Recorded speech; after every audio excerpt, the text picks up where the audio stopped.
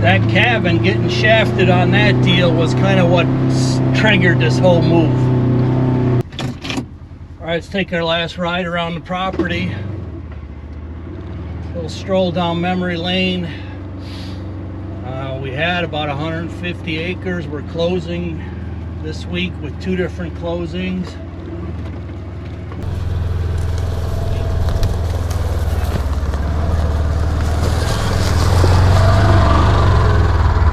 So we're closing on selling 110 acres, and then we're closing on the cabin and 3 acres. So it's the last time I get to use the property.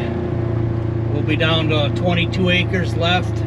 Actually, we got one more sale of 12 acres coming, but it's basically part of the same sale. We got to deal with mortgages and partial releases and all that. It's complicated, but it'll happen. But this week we'll sell 110, then we'll sell the cabin with 3 acres.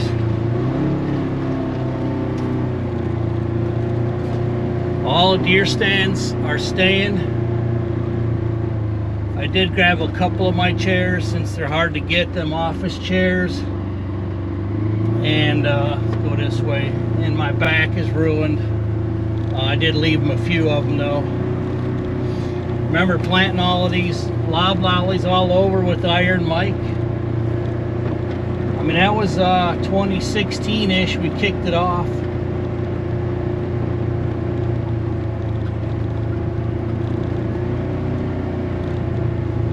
Kind of started packing stuff just today, although I want to wait till these deals go, and there's still some stuff that could fall apart on the purchase.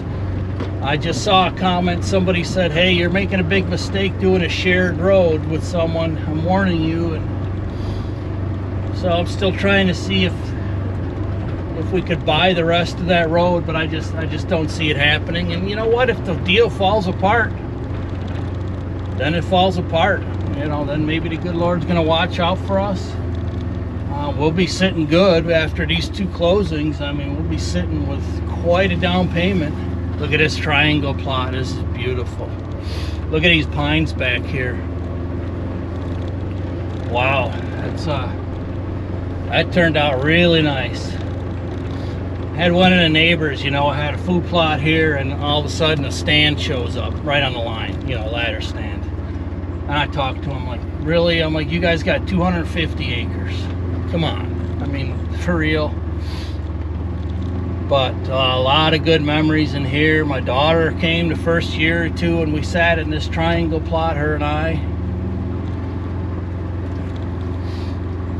Look at how big these trees have gotten. Guess we'll go in here just a little bit.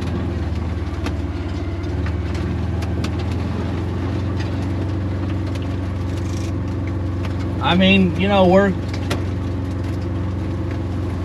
if that deal goes through on the other farm, you know, we're paying about $750 for the house, and it's a nice home.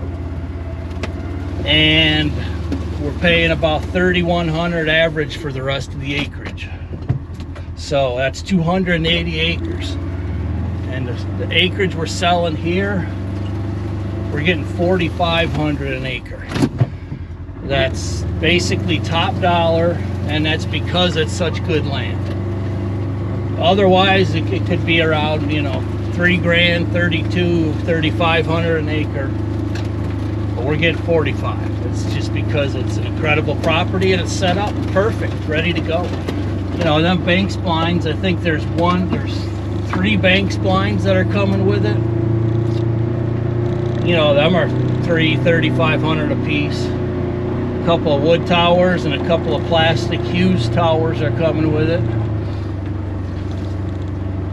So the work and the vision from the deer hunting is paying us back. I mean, we're gonna make really good on profit and reinvest that in our next place. You know, or if that deal falls apart, I'll keep looking. But I mean, it's the 2 contingencies are gonna be gone this week. So by the end of this week, The land and the cabin will be gone. The cabin, that was a nightmare. That was just, you know, somebody asked a question like, how is it that you keep getting ripped off by contractors? And I said, it's probably because we're nice to people. We give these young guys a chance to prove themselves, and then they go and give us the shaft. You know, and then at that point, it's either you take them to court, you know, or you file a arrest warrant to try to get them arrested in whatever county you're in, and it's just a lot of headaches and nightmares. Good luck getting anyone arrested these days. You can't even get someone kicked off your property in Illinois anymore. But that's a whole nother series down the road. Let's take it one step at a time, and we'll have the home to sell with 22 acres, and we still got that 152 for sale. I'll be planting them plots here pretty soon.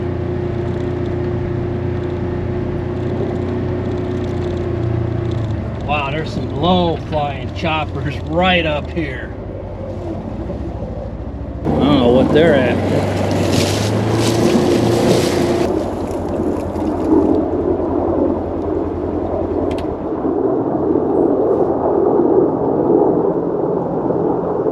Reminds me of the Marine Corps days. Oh yeah, this whole exercise, by the way. This whole exercise of us moving is just a reminder of just how fast life can be. I mean, if they're putting me in a nursing home right now, or if I became where I couldn't even walk anymore or whatever, I'd be done. So we'll have to look back on the memories we made here, and they were awesome. And man, we got a lot of good memories on this property.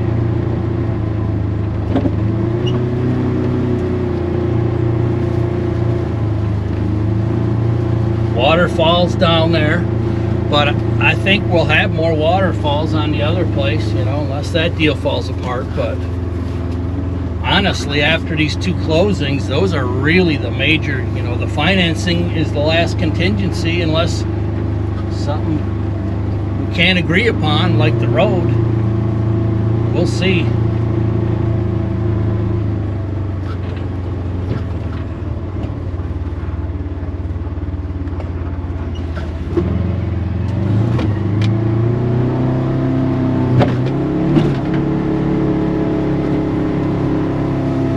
Let's run up by the cabin quick. I'll show you that. It's looking pretty nice with all the grass coming in now.